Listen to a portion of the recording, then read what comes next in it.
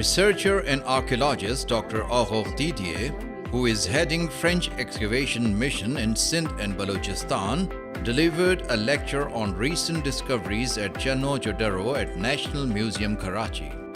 Speaking to News Pakistan TV, she said that excavations were an ongoing process.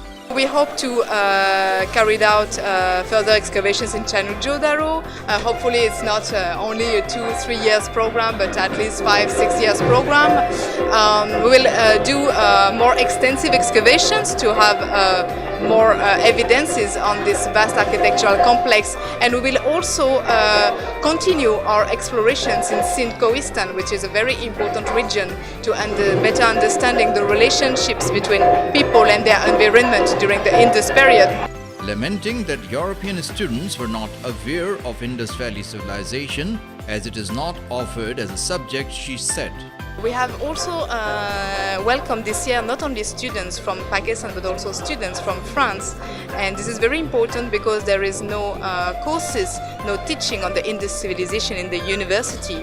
So sometimes I give some courses, but I'm not a permanent teacher in the university. I'm a permanent researcher at the CNRS. So I think that we have to also make many improvements in the exchange of students, not only from Pakistan to France, but to France towards Pakistan. So we made come this year students from France, and we try to work on scholarship programs with both the Embassy of France and HEC to found exchanging program for the students.